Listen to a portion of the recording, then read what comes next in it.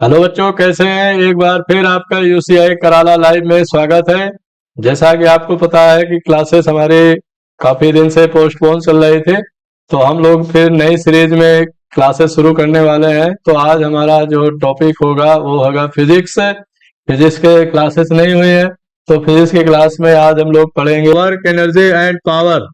तो work energy and power जिसे हम बोलते हैं कार्य, ऊर्जा एवं शक्ति। तो वर्क एनर्जी एंड पावर, तो ये सवाल आपसे उठता है कि वर्क क्या है, एनर्जी क्या है और पावर क्या है, तीनों में फर्क क्या होता है। तो इसकी चर्चा हम लोग एक एक करके करेंगे यहाँ पर। तो वर्क या जिसे हम बोलते हैं कार्य, कार्य किसे कहते हैं? तो आप जानते होंगे कि कार्य और इसे बोलते हैं ऊर्जा, और ये हमारा है शक्ति। तो पहले हमें तीनों के बारे में थोड़ी थोड़ी बातें करना है। आपको देखने में लग रहा होगा कि तीनों एक ही चीजें हैं, लेकिन कार्य, ऊर्जा और शक्ति तीनों क्या होते हैं? अलग अलग होते हैं। तो इसको आप पढ़ते होंगे, 8 9 क्लास में पहली बार पढ़ा होगा आपने। तो उसी का हम थोड़ा डिटेल रूप यहाँ पर करने जा रहे हैं। तो सवाल ये उठता है कि वर्क या कार्य क्या होता है।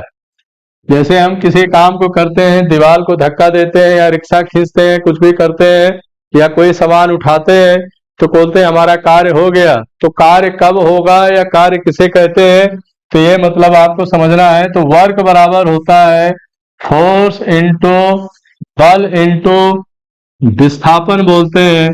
तो एफ को क्या बोलेंगे? बल बोलेंगे। इसको बोलेंगे विस्थापन। विस्थापन मतलब होता है डिस्प्लेसमेंट। जैसे अगर हमने कोई दीवार पर धक्का लगाया और धक्का लगा करके उसको खूब जोर से ठेला, और अगर वो दीवार अगर गिर गई तो बोलेंगे यहाँ पर कार्य हुआ है, वर्क डन हो गया है। अगर दीवार नहीं गिरी, दीवार नहीं हिले, तो बोलेंगे वर्क डन नहीं हुआ है, वर्क डन क्या हुआ? हमारा जीरो हो गया है। तो कार्य के लिए सबसे पहली शर्त ये होती है कि बल तो लगाएंगे ही हम, मतलब उस पर हम ताकत अपनी लगाएंगे, लेकिन उसके साथ साथ उसका क्या होना चाहिए? विस्थापन होना चाहिए। विस्थापन का मतलब है कि वो अपनी जगह से हटना चाहिए। जैसे मान लीजिए हमने इस बोर्ड को या दीवार को धक्का दिया, अब धक्का दिया, दीवार अगर टस से मस नहीं हुई, नहीं हिली अपनी जगह से, तो बोलेंगे इसका विस्थापन नहीं हुआ, विस्थापन जीरो हो गया। तो यहाँ पर वर्क डन क्या हो जाएगा? जीरो हो जाएगा। तो ऐसा नहीं है कि आप किसी पर बहुत ताकत लगा दीजिए और ताकत लगाने के बाद जो है कहीं हमारा तो काम हो गया है। काम होने के लिए आपका डिस्प्लेसमेंट होना बहुत जरूरी है। मतलब ये वस्तु आगे या पीछे, ऊपर या नीचे खिसकना बहुत जरूरी है। अगर अपनी जगह छोड़ के चला गया ये, तभी उसका विस्थापन होगा, नहीं तो विस्थापन नहीं होगा। ठीक है। तो यहाँ पर एक फार्मूला बनता है, W = F into S cos theta. Cos theta का मतलब होता है आप किसी एंगल या किसी डिग्री पर उस पर आप बल लगाएंगे, तो उस पर जो है ये आपका थीटा एंगल बनता है। जैसे मान लीजिए आप जो है यहाँ पर ऐसे खड़े हुए हैं, और आपने यहाँ पर क्या किया कि यहाँ पर आप खड़े हुए हैं और इस दिशा में आप बल लगाते हैं, बल लगा रहे हैं, आप इधर फोर्स लगा रहे हैं। अगर फोर्स लगाने पर इसके और इसके बीच का एंगल अगर 90 डिग्री आ जाता है, 90 डिग्री कोण बनता है, तो बोलेंगे 90 डिग्री की वैल्यू क्या हो जाती है? यहाँ पर जीरो हो जाती है, 1 हो जाते हैं। तो इसकी वैल्यू क्या हो जाएगी? एफ एस कॉस थीटा हो जाएगी। तो यहाँ पर हमें एक फॉर्मूला निकल के आता है, W = F इंटू एस, बल इंटू विस्थापन या डिस्प्लेसमेंट। तो अब अगर इसका डिस्प्लेसमेंट नहीं हुआ है, तो आपने जो वर्क किया है, काम किया है, वो काम क्या हो जाएगा? शून्य हो जाएगा। तो इस तरीके से कार्य तीन प्रकार के होते हैं। कार्य तीन प्रकार के होते हैं, पॉजिटिव वर्क, नेगेटिव वर्क और जीरो वर्क। ठीक है। तो आप कैसे समझेंगे कि हमारा काम हुआ है, कैसे समझेंगे कि काम हमारा नहीं हुआ है, या पॉजिटिव वर्क कैसे हुआ है, निगेटिव वर्क कैसा हुआ है, तो उसके कुछ उदाहरण के माध्यम से हम उसको समझेंगे, तो आपको पता चलेगा कि ये जिस पर हम बल लगा रहे हैं उसका काम पूरा हुआ है कि नहीं हुआ है। ठीक है। तो पहले इसकी बात करते हैं, यूनिट की बात करते हैं कि इसकी इकाई क्या होती है, तो कार्य की इकाई जो होती है उसको बोलते हैं जूल। तो कार्य की इकाई जूल होती है, और ये एक वर्क जो है एक स्केलर क्वांटिटी है। स्केलर क्वांटिटी का मतलब अदिश राशि है। अदिश राशि वो राशि होती है जिसमें परिमाण बताया जाता है, दिशा नहीं होती है। तो दिशा का ज्ञान नहीं होता है तो उसे हम अदिश राशि बोलते हैं। तो ये एक स्केलर क्वांटिटी है, तो ये बात आपको ध्यान रखना है। तो कार्य एक अदिश राशि है, अदिश राशि है। इसका एसआई मात्रा क्या होता है, जूल होता है। तो ये आप बात समझेंगे। अब हम इसमें बात करने जा रहे हैं कि इसके टाइप्स, कार्य के टाइप्स या टाइप्स ऑफ वर्क। तो कुछ वर्क होता है हमारा जिसे हम बोलते हैं पॉजिटिव वर्क या धनात्मक वर्क। पॉजिटिव वर्क या धनात्मक कार्य। तो धनात्मक कार्य या सकारात्मक कार्य क्या होता है, इसको समझो। जैसे मान लीजिए अगर हम किसी टेबल को धक्का मार रहे हैं या किसी ठेले को अगर हम धक्का मार रहे हैं, अगर वो ठेला जिस तरफ हम बल लगा रहे हैं, जिस तरफ हम फोर्स लगा रहे हैं, अगर वो चलना चालू हो जाए तो बोलेंगे ये पॉजिटिव वर्क है। तो आइए हम इसके कुछ एग्जांपल्स देखते हैं कि पॉजिटिव वर्क के एग्जांपल्स कौन कौन है। ठीक है, तो पॉजिटिव वर्क के एग्जांपल हमको देखना है यहाँ पर।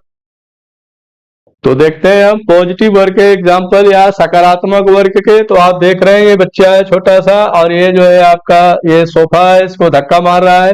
तो ये क्या करेगा, ये फोर्स जो है इधर की तरफ लगा रहा है, ये इधर की तरफ फोर्स लगा रहा, और ये क्या होगा, इधर की तरफ खिसकेगा। तो अगर ये इधर की तरफ जा रहा, ये भी अगर इधर की तरफ खिसक रहा है, तो इसको बोलेंगे पॉजिटिव वर्क या सकारात्मक कार्य बोलेंगे। ठीक है, ये पुश फोर्स मतलब आप इसे पुश करोगे, ऑब्जेक्ट जो है अगर इधर की तरफ जा रहा है, उसी की दिशा में जा रहा है, उसी की डायरेक्शन में उसका विस्थापन हो रहा है, तो उसे हम बोलेंगे पॉजिटिव वर्क या सकारात्मक कार्य बोलेंगे। अब इसके हम एक दो एग्जांपल और देखते हैं कि example work can be positive और निगेटिव। तो आप इस बच्चे को देखिए यहाँ पर, इसके हाथ में कोई डिब्बा है, बॉक्स है। तो ये पॉजिटिव वर्क कैसे होगा या निगेटिव वर्क कैसे होगा, तो आप देख लीजिए यहाँ पर। Work is positive when lifting the box. अगर आप जो है बॉक्स को नीचे से आप ऊपर की तरफ उठाते हैं, क्योंकि आप फोर्स किधर लगा रहे हैं, ऊपर की तरफ लगा रहे हैं, अब बॉक्स किधर जा रहा है, वो भी ऊपर की तरफ जा रहा है, तो दोनों चीजें उसमें क्या होगी, ऐड हो जाएंगी। तो अगर बॉक्स ऊपर की तरफ जा रहा है, क्योंकि फोर्स जो है किधर लग रहा है, ऊपर। देखिए ये जो बॉक्स है ये भी ऊपर की तरफ जा रहा है, क्यों, क्योंकि इसने फोर्स किधर लगाया है, ऊपर की तरफ लगाया है, तो दोनों का डायरेक्शन एक तरफ हो गया। तो ऐसे क्या होगा, ये पॉजिटिव वर्क हो जाएगा। तो work is positive and lifting the box. Box अगर ऊपर उठाएंगे, किसी भी चीज को अगर लेकर के अगर आप ऊपर की तरफ उठाते हो तो वो सकारात्मक कार्य होता है। दूसरा है work would be negative if lowering the box. अगर आप उसी बॉक्स को छोड़ देते हैं आप नीचे की तरफ, तो वो क्या हो जाएगा, वो निगेटिव वर्क हो जाएगा आपका। ठीक है, the force would still be upward but the displacement would be downward. इस तरह के केस में क्या होगा, फोर्स तो ऊपर लग रहा है लेकिन उसका डिस्प्लेसमेंट किधर जा रहा है, नीचे की तरफ जा रहा है। तो अगर डिस्प्लेसमेंट और लगाया गया फोर्स दोनों का दिशा अगर एक तरफ होगा तो उसे बोलेंगे पॉजिटिव वर्क। अब अगर डिस्प्लेसमेंट दूसरी तरफ हो रहा है और फोर्स दूसरी तरफ लग रहा है तो उसे बोलेंगे निगेटिव वर्क। कैसे, ध्यान से समझो। जैसे ये लड़का है, ये इसने क्या किया, फोर्स ऊपर की तरफ लगाया, तो फोर्स का डायरेक्शन तो ऊपर हो गया। अगर ये बॉक्स है वो भी अगर ऊपर की तरफ जा रहा है, तो दोनों का डायरेक्शन किधर हो गया, ऊपर की तरफ हो गया, कि बॉक्स भी इधर जा रहा है। इसका मतलब इसका डिस्प्लेसमेंट, डिस्प्लेसमेंट क्या होता है, अगर कोई चीज किसी पर फोर्स लगाने पर उधर की तरफ चली जाती है तो उसको डिस्प्लेसमेंट बोलते हैं या विस्थापन बोलते हैं। तो विस्थापन भी ऊपर की तरफ जा रहा है, फोर्स भी ऊपर की तरफ लग रहा है। तो बॉक्स को ऊपर उठाना है, किसी भी सामान को ऊपर उठाना, वो जो है पॉजिटिव या सकारात्मक कार्य होता है। लेकिन दूसरे केस में क्या होगा कि अगर ये बॉक्स नीचे की तरफ आने लगे, बॉक्स नीचे की तरफ आने लगे और फोर्स ऊपर की तरफ लगेगा, मतलब आप फोर्स लगा रहे हैं ऊपर लेकिन वो खिसक के नीचे की तरफ जा रहा है, तो वो हो जाएगा आपका निगेटिव वर्क या उसे नकारात्मक कार्य बोलते हैं। तो आप ध्यान से समझिए, work is equal to F into S. अगर सब एक ही दिशा में जा रहा है तो वो है सकारात्मक। लेकिन अगर दूसरे केस में W is equal to F into S, force तो आप इधर की तरफ लगा रहे हैं, फोर्स इधर लग रहा है, लेकिन डिस्प्लेसमेंट क्या है, डिस्प्लेसमेंट आपका उल्टी दिशा में हो रहा है, विस्थापन आपका दूसरी दिशा में हो रहा है, तो उसे बोलेंगे आपका निगेटिव वर्क। और तीसरा होता है जीरो वर्क। तो ना आपका फोर्स लग रहा हो ना आपका डिस्प्लेसमेंट हो रहा हो, तब उसे बोलते हैं आप जीरो वर्क। ठीक है, तो हम इसमें आपको बात बता दें कि फोर्स और डिस्प्लेसमेंट एक ही दिशा में, पॉजिटिव, फोर्स अलग दिशा में, विस्थापन अलग दिशा में, तो निगेटिव वर्क। फोर्स और डिस्प्लेसमेंट, बल और विस्थापन कुछ नहीं चेंज हो रहा है बल लगाने पर, तो वो क्या हो जाएगा, जीरो वर्क हो जाएगा। तो आप इसको एक एक बारी बारी करके से इसको देखते हैं कि पॉजिटिव वर्क के एग्जाम्पल कौन है। एग्जाम्पल ऑफ पॉजिटिव वर्क, सकारात्मक कार्य के उदाहरण। तो आप इसको एक एक देखो यहां पर। तो पहला है किकिंग ऑफ ए फुटबॉल। कोई फुटबॉल है, जैसे आप ऐसे करते हैं, ऐसे जोर से मारते हैं तो फुटबॉल आगे की तरफ चला गया और आपने फोर्स भी इधर लगाया, तो दोनों का दिशा एक तरफ होगा। तो फुटबॉल पर ठोकर मारना और फुटबॉल आगे की तरफ चला जाना पॉजिटिव वर्क या सकारात्मक कार्य का पहचान है। मूविंग अ चेयर, कोई चेयर रखे है, आप उसको घुमा रहे हो, आप अगर वो गोल गोल घूम रहे हैं क्योंकि फोर्स भी लग रहा है और उसका डिस्प्लेसमेंट भी उधर ही हो रहा है उसी दिशा में। थ्रोविंग अ स्टोन, कोई पत्थर ले लीजिए उसको फेंकिए, तो पत्थर फेंकने में फोर्स लग रहा है, बल लग रहा है, और बल लगाने पर जो उसका डिस्प्लेसमेंट वो भी उसी दिशा में हो रहा है। राइडिंग ए बाइसिकल, किसी साइकिल पर सवारी करना, साइकिल सवारी करोगे, पैडल चलाओगे, तो पैडल चलाएंगे तो आगे की तरफ बढ़ेगा, आप भी आगे की तरफ जा रहे हैं, साइकिल भी आगे की तरफ जा रहे हैं। अगली बात है doctors moving a patient in wheelchair. तो doctors moving a patient in wheelchair, wheelchair पे जो ले जा रहे हैं उसको भी धक्का मार के लेके जा रहे हैं व्हील चेयर। स्ट्राइकिंग ए पेन इनटू अनदर पेन, एक पेन को दूसरे पेन पे ठोकर मारना, बहुत सारे एग्जांपल। राइडिंग ए स्केटिंग बोर्ड, स्केटिंग बोर्ड पर भी चलना, तो उसका भी डायरेक्शन उसी तरफ है और फोर्स भी उसी तरफ लग रहा है। Pushing and moving a table, आप किसी टेबल पर पुश कर रहे हैं, पीछे से धक्का मार रहे हैं, किसी रिक्शा को टक्कर मार रहे हैं, तो वो भी क्या है, पॉजिटिव, क्योंकि आपकी दिशा और जो टेबल है उसकी दिशा या डायरेक्शन एक ही तरफ है। Cutting of fruit with knife, अब आप इसको समझो ध्यान से, cutting a fruit with knife, अगर आप फल है, फल लिया आपने, तो फल को काटेंगे, तो फल को काटेंगे तो फोर्स इधर की तरफ लग रहा है, फोर्स इधर की तरफ लग रहा है, नीचे की तरफ लग रहा है, और उसका डिस्प्लेसमेंट भी क्या होगा, नीचे की तरफ होगा, तो वो भी उसका हो गया। एक कार मूविंग फॉरवर्ड, एक कार है, मोटर है, गाड़ी है, वो भी क्या है, आगे की तरफ जा रही है, तो अगर आप फोर्स लगा रहे हो और उसकी दिशा में उसका अगर डिस्प्लेसमेंट हो रहा है, तो वो किसका एग्जाम्पल है, पॉजिटिव वर्क या सकारात्मक कार्य के उदाहरण है। ठीक है, तो इस तरह कैसे आप इसको देखते हैं। तो ये हो गया हमारा पॉजिटिव वर्क के एग्जाम्पल। अब हम देखते हैं निगेटिव वर्क। तो निगेटिव वर्क में क्या होगा, मैंने बता दिया आपको कि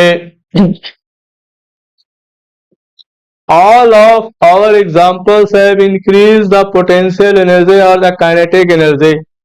नेगेटिव वर्क में क्या होता है, पोटेंशियल एनर्जी या काइनेटिक एनर्जी क्या होते हैं, बढ़ जाते हैं। Record, work force in the direction of motion, जो हम बल लगा कार्य कर रहे हैं उसकी दिशा में कर रहे हैं, into distance travel in the direction of the force, when the force is opposite the direction of motion negative work is done. जैसे मैंने आपको पहले बताया कि अगर W है और ये F है, F क्या है, फोर्स है, S क्या है, विस्थापन है या डिस्प्लेसमेंट है। अगर फोर्स आपका इधर की तरफ लगाया जा रहा है, आगे की तरफ जा रहा है, डिस्प्लेसमेंट का दिशा या डायरेक्शन उल्टा है, ये इधर की तरफ जा रहा है, तब आपका वर्क टन या W क्या होगा, किया गया कार्य निगेटिव होगा या उसका ऋणात्मक कार्य होगा। तो वर्क डिक्रीजेस द एनर्जी। ध्यान से देखेंगे, जो एनर्जी होती है वो डिक्रीज हो जाती है। कैसे? अगर मान लीजिए कोई वस्तु है अभी रुकी हुई है ऐसे, तो अभी इसके पास क्या है, इसके पास पोटेंशियल एनर्जी है, पोटेंशियल एनर्जी है। जैसे आप वर्क करेंगे तो इसका पोटेंशियल एनर्जी क्या होगा, कम होता जाएगा और काइनेटिक एनर्जी बढ़ती जाएगी। तो इस बात को आपको ध्यान रखना है। तो इसके कुछ और एग्जांपल हम यहाँ देखते हैं निगेटिव वर्क के। देखिए, which of the following is not an example of zero work. तो यहाँ पर सवाल है कि इसमें से कौन निगेटिव वर्क का एग्जांपल नहीं है। तो correct answer option B, can you explain this answer. देखो कैसा है, work done by the tension in the string when a body tied with the string move along a circular path. अब जो है अगर कोई, हाँ देखिए इसमें तो ये कह रहा है इसमें जीरो वर्क। जीरो वर्क का मतलब होता है कि उसमें जो है डिस्प्लेसमेंट नहीं होगा और फोर्स भी नहीं लगेगा। वर्क तो आप किए जा रहे हैं लेकिन वहां पर वर्क डन क्या होगा, जीरो होगा। जैसे अब जैसे मान लीजिए हम आए, हमारे सिर पर कोई बोझा ला दिया गया, तो अगर हम बोझा ले जा करके ऐसे ऐसे कुछ दूर तक ले जा करके आप ऐसे फिर अगर उसको वहीं नीचे उतार दिए, तो जो बोझा हमारा था उसका तो डिस्प्लेसमेंट हुआ नहीं, वो वहीं का वहीं था। तो अगर एक कुली है रेलवे स्टेशन पर, अगर वो अपने सिर पर बोझा रखता है या अपने कंधे पर रखता है और ले जाकर के कहीं रख देता है, तो उसका डिस्प्लेसमेंट नहीं हुआ, तो इसलिए कहें कि वहां पर वर्क डन क्या हो जाता है, जीरो हो जाता है।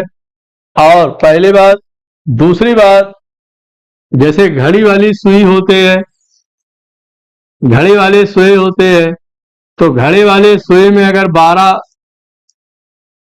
12 वाले सुई अगर घूम के 1 2 3 4 5 6 पर आते हैं, 9 पर आते हैं, फिर 3 पर जाते हैं और घूम करके फिर वहीं वापस आ जाते हैं, तो बोलेंगे इसका वर्क डन जीरो हुआ। आप झूले में कोई चीज झूलेंगे, जैसे मान लीजिए झूला है, आप यहाँ थे, यहाँ से आए, यहाँ से आ गए, तो अगर आप ऐसे ऐसे घूम रहे हैं तो भी वर्क डन क्या होगा, आपका जीरो होगा। तो सर्कुलर पाथ में या वृत्ताकार गति अगर आप करते हैं तो आपका वर्क डन हमेशा क्या होगा, जीरो होगा। जैसा मौत का कुआं होता है, देखते हैं वहां पर भी घूमते हैं ऐसे, तो वहां पर भी क्या हो गया, वर्क डन जीरो हो गया। आप कोई बाल्टी ले लीजिए, उसमें हाथ पानी भर लीजिए और हाथ से घुमाइए, तो उसमें जो पानी घूम रहा है, आप जो फोर्स लगा रहे हैं वो भी वर्क डन क्या हो जाएगा, जीरो हो जाएगा, क्योंकि वहां पर डिस्प्लेसमेंट क्या होता है, जीरो होता है। तो डिस्प्लेसमेंट अगर जीरो हो गया यहाँ पर, तो वर्क डन क्या हो जाता है, जीरो हो जाता है। तो अब आप यहां पर इस चीज को समझें, the work done by the tension in the string when a body tied with the string move along a circular path. तो सर्कुलर पाथ में अगर आप कोई रस्सी ले लेते हो, अगर आप ऐसे ऐसे तेजी से घुमाते हैं, तो वहां पर भी वर्क डन क्या होता है, जीरो हो जाता है।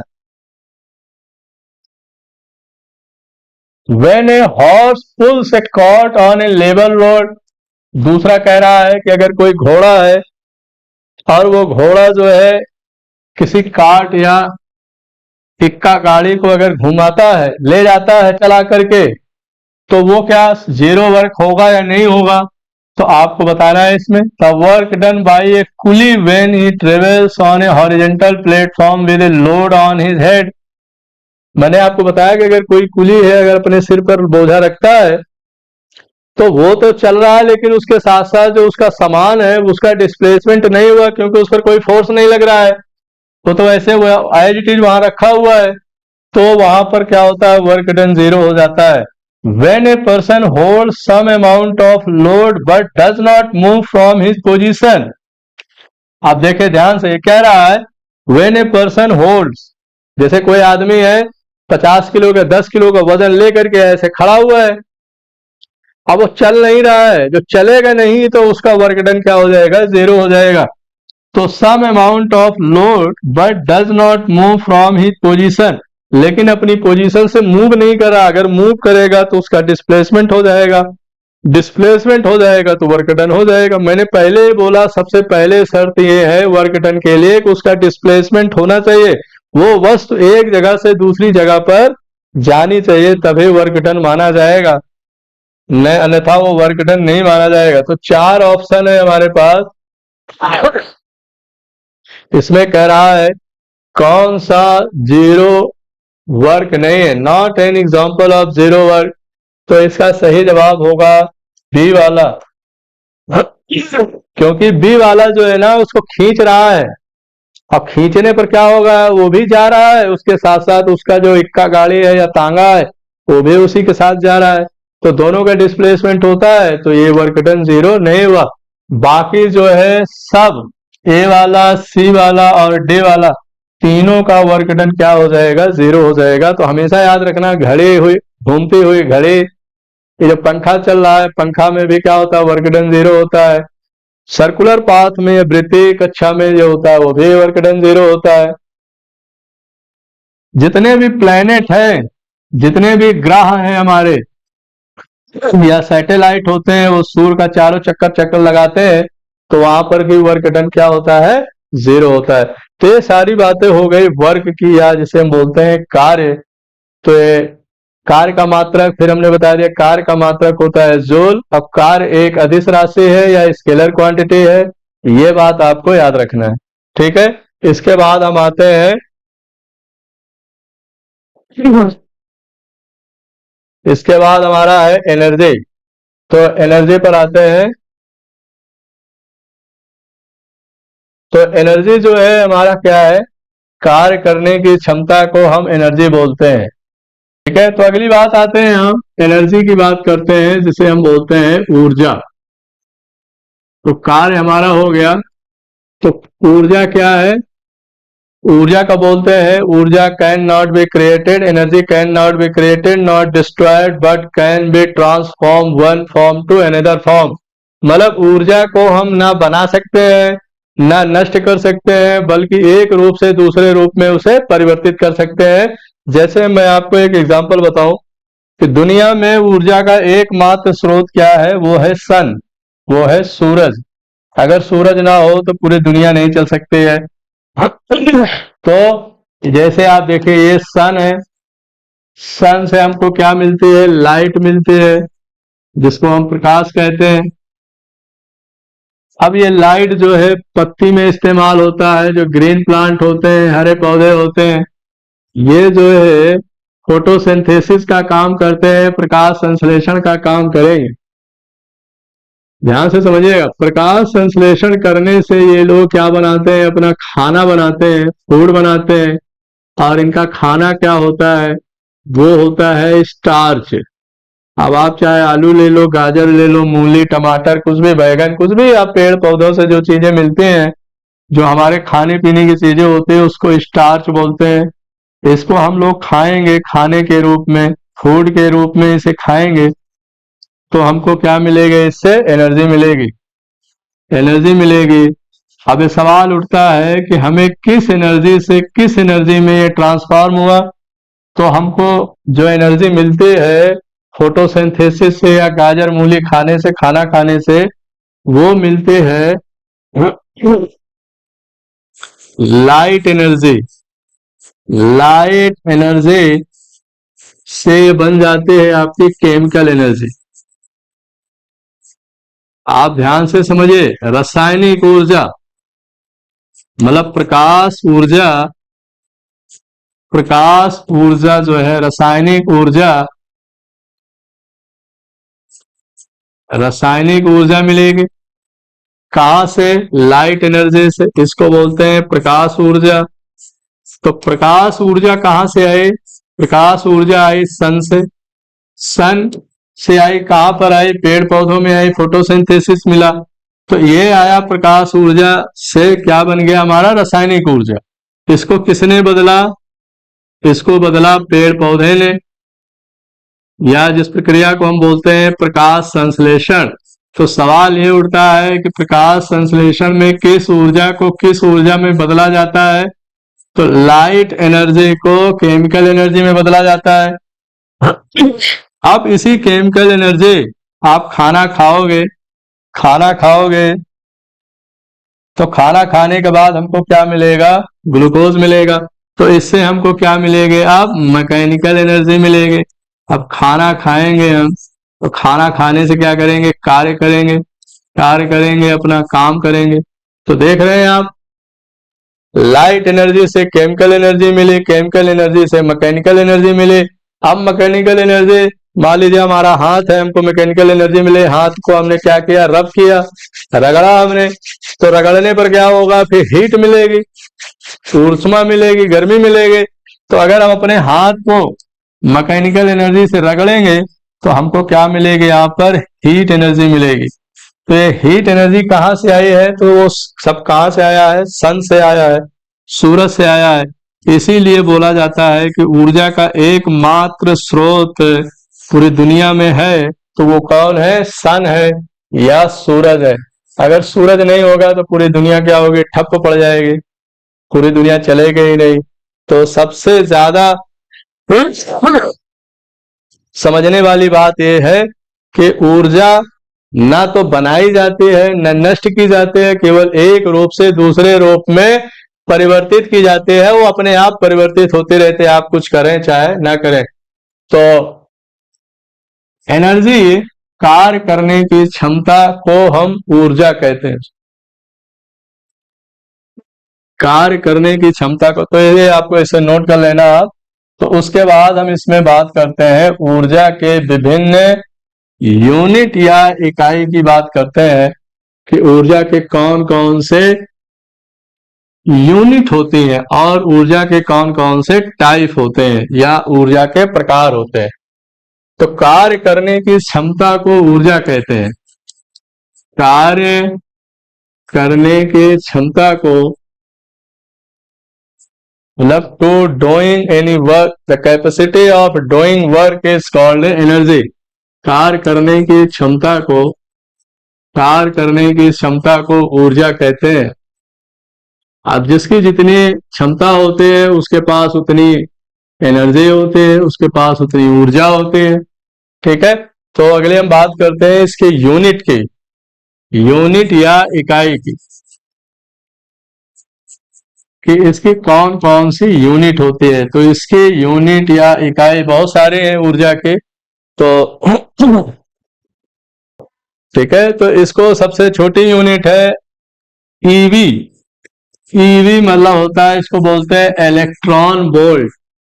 इलेक्ट्रॉन, इलेक्ट्रॉन वोल्ट बोलते हैं। तो 1 electron volt is equal to होता है 1.9 10⁻⁻19 कूलॉम। तो ये भी क्या है? एनर्जी का मात्रक है।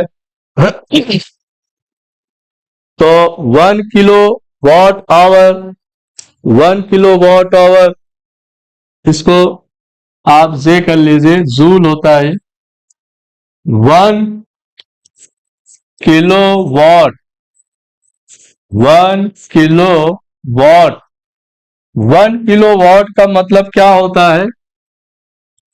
1 इंटू 1000, 1000 होता है 1, चूंकि किलो का मतलब होता है 1000।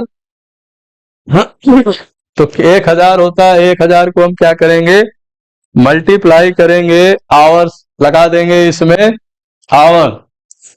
जो बिजली का जो बिल आता है उसको हम बोलते हैं 1 किलो वॉट।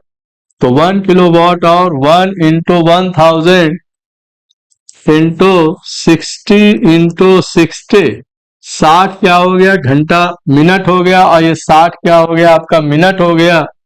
तो इसको हम ऐसे भी लिख सकते हैं, ये जो आप इसको चाहे तो ऐसे लिखो, नोट करो फिर से ऐसे, 1 किलोवाट आवर इक्वल टू होता है 1000, क्योंकि किलो का मतलब होता है 1000, आवर का मतलब होता है कि 60 मिनट और 60 सेकेंड। तो आप इसको देखोगे तो ये 1000 है, इसको हम 10 टू पावर 3 ले सकते हैं, इंटू ये 6 छंग कितना हो जाएगा 36 हो जाएगा, इसमें 2 जीरो लगा देंगे तो 3600 हो जाएगा। ठीक है, तो इसको हम आगे कैसे लिख सकते हैं, तो आप ऐसे लिखोगे तो 36 इंटू 10 टू पावर 5, 36 गुणे 10 की घात 5 लिख सकते हैं, या इसको हम लिख सकते हैं 3.6 इंटू 10 टू पावर 6 जूल लिखेंगे, तो 1 किलोवाट आवर। ध्यान से सब देखे, ये बहुत इंपॉर्टेंट है, जितने भी बिजली के उपकरण या बिजली के बिल निकाले जाते हैं वो सब किलोवाट आवर में ही निकाले जाते हैं, या कोई ऑपरेटस है, पंखा है, फ्रिज है, कूलर है, या कोई भी सामान है, उसमें जो बिजली की खपत होती है वो किलोवाट आवर में ही होता है। तो किलो का मतलब हो गया 1000, वॉट आवर का मतलब हो गया कि आवर का मतलब होता है 3600 आपका सेकंड हो गया, तो ये 60 मिनट और 60 सेकंड हो गया, तो ये हो गया 3600। 1000 को 10 टू पावर 3 लिख सकते हैं, फिर से मैंने बताया, तो 6 छंग 36 इधर लेकर के 2 3 जीरो इधर हो गए, 2 जीरो, तो इसको पावर लगा दिया 10 की घात 5, या अगर आप और इधर करना चाहते हैं तो 3.6 हो जाएगा, तो 3.6 10 टू पावर 6 जूल। तो 1 किलो वॉट आवर में क्या होता है 3.6 10 टू पावर 6 जूल होता है। फिर उसके बाद आता है दूसरी यूनिट 1 कैलोरी। 1 कैलोरी होता है 4.18 जूल, या इसको हम लिख सकते हैं 4.18 को हम लिखते हैं 4.2 जूल लिखते हैं, आप ये लिख सकते हैं 4.2 जूल। अब इसमें एक है कि 1 जूल इक्वल टू क्या होता है, 1 जूल इक्वल टू होता है 10 टू पावर 7 अर्ग। तो ये अलग अलग इसकी यूनिट है एनर्जी के, इससे ज्यादा कोई यूनिट नहीं होते। उसके बाद आप मेगा में, माइक्रो में, mega joule, mega watt hour, ऐसे आप पावर लगाते जाएंगे, लेकिन आप ये जनरल आप इसके इकाई, तो 1 जूल में 10 टू पावर 7 अर्ग होता है, एक कैलोरी में 4.18 जूल होता है, या 18 किसके बराबर होता है 2 के बराबर होता है, इसलिए इसको 4.2 जूल भी लिखते हैं। ठीक है, तो ये सारे हमारे क्या हो गए, ऊर्जा की इकाई हो गई या यूनिट हो गई। अब हम कुछ बात करते हैं ऊर्जा के कुछ कन्वर्जन कि मतलब किस ऊर्जा को किस ऊर्जा में बदला जाता है, क्योंकि ये सवाल बहुत इंपॉर्टेंट है और ये पूछा जाता है हमेशा कि किस ऊर्जा को किस ऊर्जा में बदला जाता है। तो यहां लिखेंगे energy conversion, energy energy conversion बोलते हैं इसको, एनर्जी कन्वर्जन, या इसको बोलते हैं ऊर्जा ऊर्जा स्थानांतरण, स्थानांतरण स्थानांतरण नहीं, आप इसको रूपांतरण कह सकते हैं, ऊर्जा रूपांतरण, कि एक ऊर्जा का दूसरी ऊर्जा में रूपांतरण कैसे होता है। तो कुछ एग्जाम्पल है हमारे पास 5 7 8। तो पहला एग्जाम्पल सबसे सिंपल है कि आप सब लोगों ने डायनमो देखा होगा, डायनमो डायनमो अगर नहीं देखा है तो आप ये देखिए, गाड़ी में, मोटर में, ट्रक में, ट्रैक्टर में एक डिवाइस लगा होता है, उसको बोलते हैं डायनमो। और डायनमो का काम क्या होता है? डायनमो जनरेटर होता है, जनरेटर में भी क्या होता है, डायनमो लगा होता है।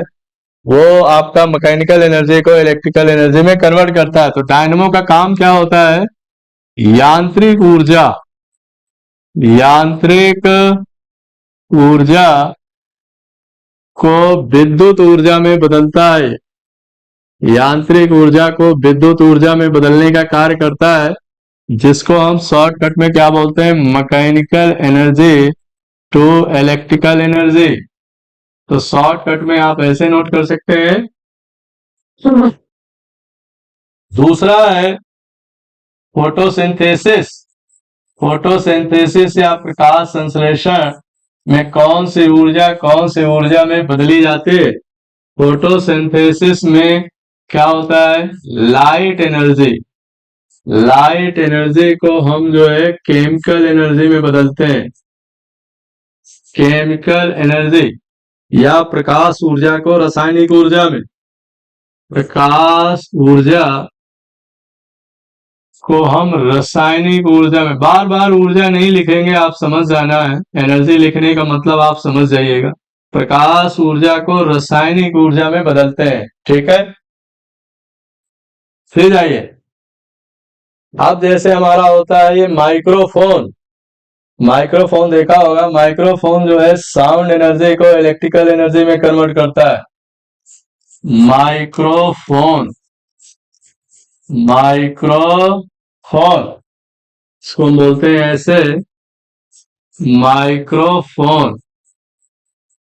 ये क्या करता है? साउंड एनर्जी, साउंड एनर्जी को इलेक्ट्रिकल एनर्जी में कन्वर्ट करता है, विद्युत ऊर्जा में। मतलब ध्वनि ऊर्जा, ध्वनि ऊर्जा को आपको, ध्वनि ऊर्जा को विद्युत ऊर्जा में बदलता है। विद्युत ऊर्जा।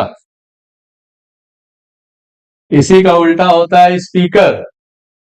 स्पीकर क्या काम करता है? साउंड एनर्जी को आपको, इलेक्ट्रिकल एनर्जी को साउंड एनर्जी में कन्वर्ट करता है। उसे चौथे नंबर का है स्पीकर। स्पीकर,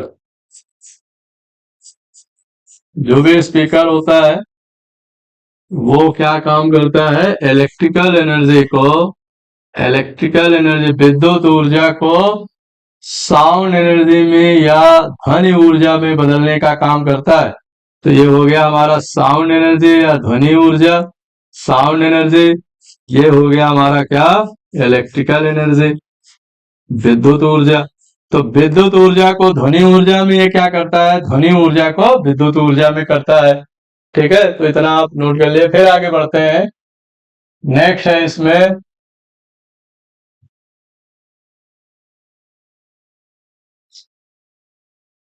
और बहुत सारे डिवाइस है इसमें।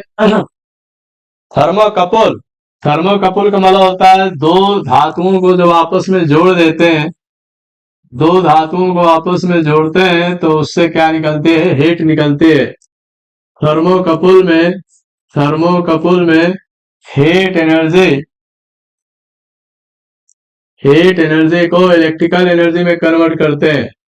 हीट एनर्जी का मतलब होता है ऊष्मा, ऊष्मीय ऊर्जा। ऊष्मीय ऊर्जा को विद्युत ऊर्जा में बदलते हैं, विद्युत ऊर्जा में बदलने का कार्य करते हैं,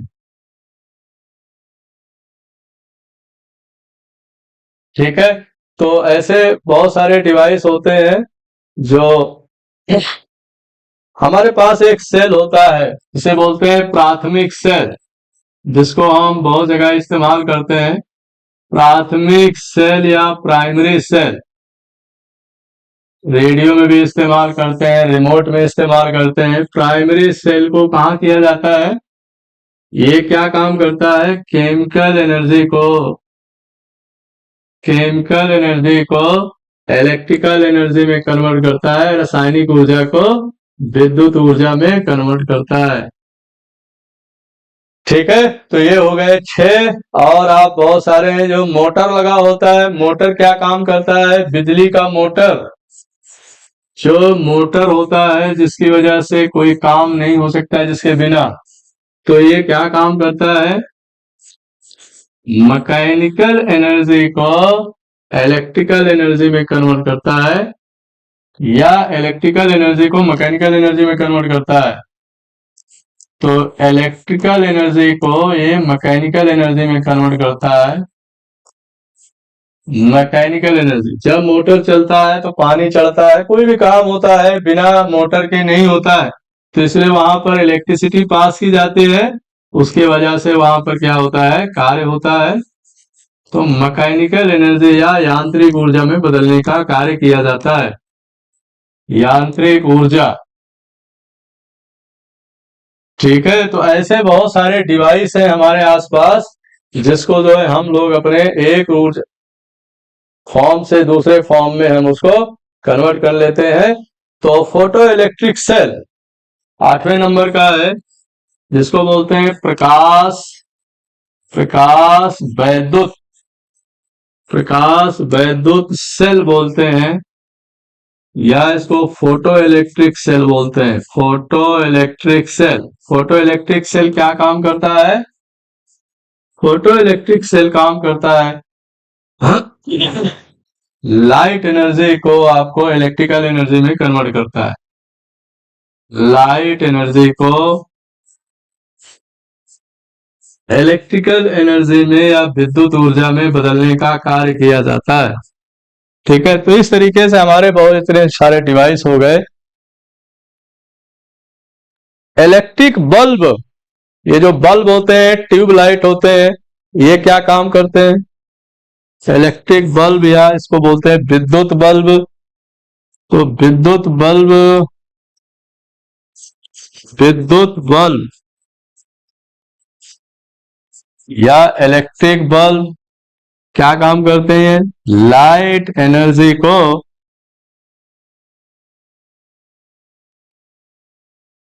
लाइट नहीं, ये इलेक्ट्रिकल एनर्जी को लाइट एनर्जी में कन्वर्ट करते हैं। इलेक्ट्रिक एनर्जी को लाइट एनर्जी, क्योंकि विद्युत बल्ब हमको लाइट देते हैं, प्रकाश देते हैं, तो विद्युत ऊर्जा से प्रकाश ऊर्जा में बदलने का काम किया जाता है। तो इस तरीके से ये डिवाइस हो गए जो एनर्जी का कन्वर्जन है या ऊर्जा का रूपांतरण। अब हम बात करते हैं इसमें ऊर्जा के प्रकार या टाइप्स ऑफ एनर्जी। कितने टाइप्स की ऊर्जा होती है हमारे आसपास? आपने पढ़ा है ना कि गतिज ऊर्जा, स्थितिज ऊर्जा, ग्रेविटेशनल एनर्जी, पोटेंशियल एनर्जी, स्थितिज ऊर्जा, ये सारे क्या है? इनके टाइप्स होते हैं या प्रकार होते हैं। ऊर्जा के तो कई प्रकार होते हैं, टाइप्स होते हैं, लेकिन यहाँ पर हम मुख्य 2 प्रकार की बात करते हैं। टाइप्स ऑफ एनर्जी, ऊर्जा के 2 प्रकार होते हैं। एक होता है जिसे बोलते हैं गतिज ऊर्जा,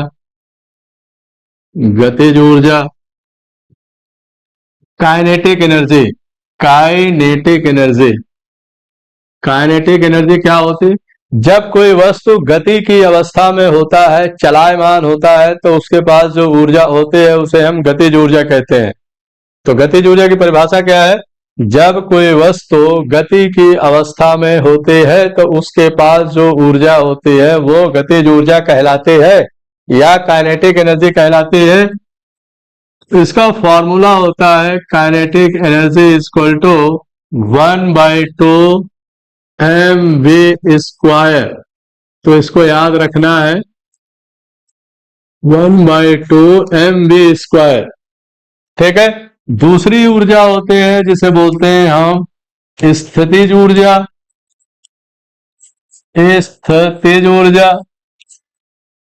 या इसको बोलते हैं पोटेंशियल एनर्जी। तो पोटेंशियल एनर्जी क्या होते हैं?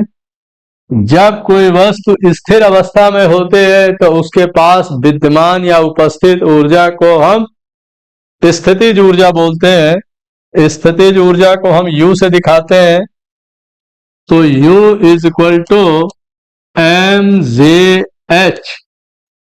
ये फॉर्मूला हमें याद रखना है, U इक्वल टू mgh। अब इसी स्थितिज ऊर्जा में भी और बहुत सारे टाइप्स होते हैं, लेकिन आपको सिर्फ इतना याद रखना है, गतिज ऊर्जा और स्थितिज ऊर्जा। तो स्थितिज ऊर्जा किसी वस्तु में उपस्थित रेस्ट या विराम की अवस्था में जब कोई वस्तु होते है उसमें उपस्थित ऊर्जा को हम स्थितिज ऊर्जा, और गति की अवस्था में उपस्थित ऊर्जा को हम गतिज ऊर्जा बोलते हैं। लेकिन एक आपको छोटा सा सवाल पूछते हैं, जब कोई वस्तु नीचे से ऊपर की ओर जाती है, ध्यान से समझना है बात को, जब कोई वस्तु नीचे से ऊपर की ओर जाती है तो इसकी काइनेटिक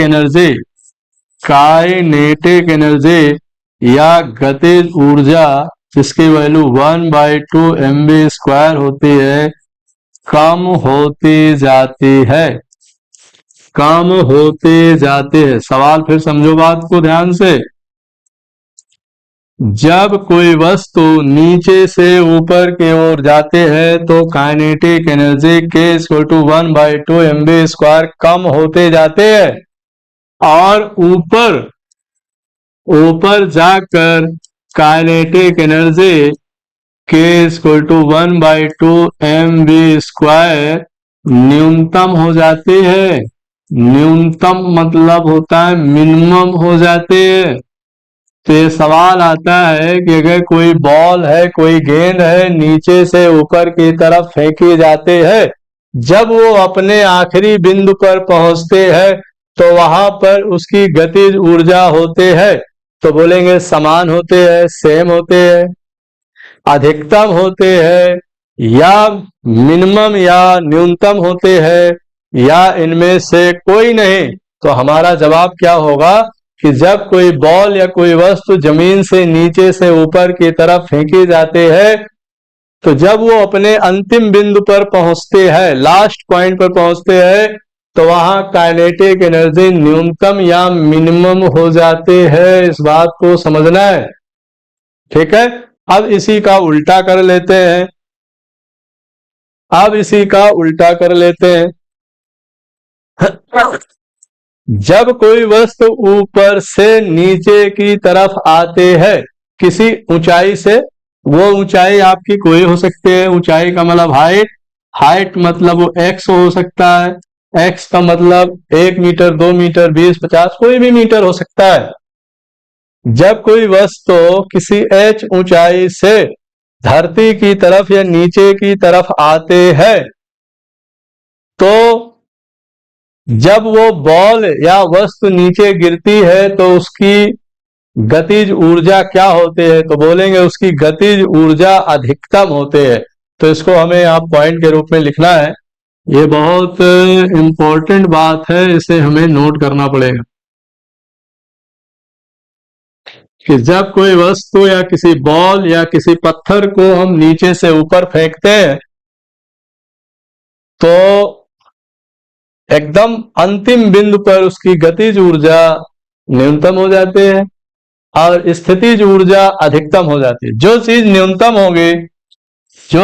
यहाँ न्यूनतम होगी वही पोटेंशियल एनर्जी। अब आप इसके दूसरी तरफ देख लीजिए, पोटेंशियल एनर्जी या स्थितिज ऊर्जा U बराबर क्या हो जाएगा, mgh होगा, जो कि यहाँ क्या होगा, यहाँ लिखेंगे मैक्सिमम होगा। क्या होगा, मैक्सिमम। अंतिम बिंदु पर गतिज ऊर्जा न्यूनतम हो जाएगा ऊपर, और स्थितिज ऊर्जा क्या हो जाएगा, मैक्सिमम हो जाएगा। जहां से हम फेंकेंगे वहां पर गतिज ऊर्जा क्या होगी, अधिकतम होगी। तो यहां पर काइनेटिक एनर्जी क्या होगी, यहाँ पर मैक्सिमम होगी। मैक्सिमम मतलब अधिकतम होगी। जहां से फेंकेंगे, जहां से शुरू करेंगे, अगर वो रुका हुआ है तो उसकी बात नहीं करेंगे, अभी चल रहा है उसकी बात करेंगे। यहां पर क्या होगा, इसका पोटेंशियल एनर्जी या स्थितिज ऊर्जा क्या होगा, मिनिमम होगा। तो इस बात को ध्यान से समझना पड़ेगा। कि कौन सी चीज न्यूनतम होती है, कौन सी चीज अधिकतम होती है। ठीक है, तो ऐसे सवाल आते हैं, छोटे छोटे सवाल ऐसे पूछे जाते हैं कि जब कोई वस्तु जमीन से नीचे से ऊपर की तरफ फेंकी जाती है, जब वो अपने बिंदु, अंतिम बिंदु या लास्ट पॉइंट पर पहुंच जाते हैं, तो वहां पर स्थितिज ऊर्जा का मान क्या होगा? न्यूनतम होगा, अधिकतम होगा, या समान होगा, या इनमें से कोई नहीं? तो वहां पर अधिकतम ऊर्जा क्या हो जाएगी? सॉरी, स्थितिज ऊर्जा हमारी अधिकतम हो जाएगी, गतिज ऊर्जा न्यूनतम हो जाएगी। तो आप यहां पर एक पॉइंट नोट करिए, जब कोई वस्तु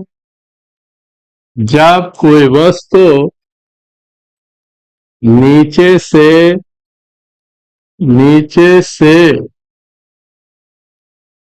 ऊपर की ओर फेंकी जाती है, ऊपर की ओर फेंकी जाती है, तो अंतिम बिंदु मतलब कहीं ना कहीं जाके तो रुकेगी, ऐसा थोड़ी को भागती रहेगी, कहीं न कहीं जाके अंतिम बिंदु उसी को बोलते हैं जहां पर वो जाके रुक जाएगी। लास्ट पॉइंट या इसका एंड पॉइंट लिख दीजिए, एंड पॉइंट। अंतिम बिंदु पर क्या होगा? काइनेटिक एनर्जी न्यूनतम होगा, और पोटेंशियल एनर्जी, स्थितिज ऊर्जा क्या होगा? अधिकतम होगा। अब वहां से अगर वो चलना शुरू करता है, आगे पीछे आता है, तो वो सवाल में आएगा। तो इस बात को हमेशा क्या करना है, ध्यान रखना है। तो ये हो गया हमारा क्या, स्थितिज ऊर्जा हो गया। अब इसी स्थितिज ऊर्जा के बाद क्या आता है हमारा, एक संवेग आता है, जिसको हम बोलते हैं मोमेंटम। ये संवेग या मोमेंटम समझने के लिए हमें एक दो चीजों को समझना पड़ेगा कि संवेग है क्या। संवेग को हम बोलते हैं मोमेंटम।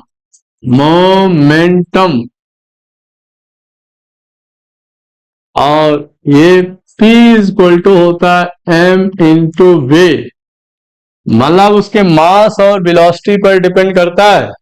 तो कोई वस्तु है, अगर उसका मास या उसका द्रव्यमान ज्यादा है और उसका वेग ज्यादा है, तो उसका संवेग या मोमेंटम भी क्या होगा? ज्यादा होगा। तो संवेग जो होता है उसके मास और वेग, मास मतलब द्रव्यमान एवं वेग के अनुक्रमानुपाती होता है, डायरेक्टली प्रोपोर्शनल होता है। तो P is equal to M into V. अब आपको इसको व्यवहारिक अगर एप्लीकेशन देखना है, तो उसमें आपको देखना पड़ेगा ध्यान से कि अब इसमें एक रिलेशन आता है। रिलेशन क्या आता है कि संवेग एवं गतिज ऊर्जा में संबंध क्या होता है, ध्यान से समझना है। गतिज ऊर्जा को हम बोलते हैं काइनेटिक एनर्जी। गतिज ऊर्जा एवं संवेग, इसी से सवाल निकाले जाते हैं, छोटे छोटे सवाल। गतिज ऊर्जा का फॉर्मूला है K इज इक्वल टू होता है 1/2 mv²। ठीक है, तो काइनेटिक एनर्जी इक्वल टू क्या हो जाएगा? P इक्वल टू P, ये हो गया हमारा काइनेटिक एनर्जी। अच्छा, P इक्वल टू क्या होता है? m इंटू वी होता है। ठीक है, तो अब अगर हमें पोटेंशियल एनर्जी पूछा जाए, तो के ई इक्वल टू हो जाएगा, K E equal to P square upon 2m हो जाएगा। ये फार्मूला बन के तैयार हो जाएगा, मतलब संवेग का स्क्वायर अपॉन 2 इंटू एम, मतलब मास उसका क्या होगा? डबल हो जाएगा। तो kinetic energy equal to P square upon 2m। अगर मान लीजिए किसी का संवेग दिया है, किसी का मास दिया है, तो अगर पूछता है उसका काइनेटिक एनर्जी क्या हो जाएगा, तो यहाँ पर इस फॉर्मूले से उसको हम निकाल लेंगे। ठीक है, तो ये फॉर्मूले हैं, थोड़ा सा फॉर्मूला तो टेक्निकल होता ही है, इसको आपको याद करना है। इससे रिलेटेड जो भी सवाल होंगे उसको हम आगे करेंगे। ठीक है, तो इसी में एक इसी से जुड़ा हुआ एक टॉपिक आता है, ऊर्जा संरक्षण का नियम। ऊर्जा संरक्षण का मतलब क्या होता है? Conservation of energy.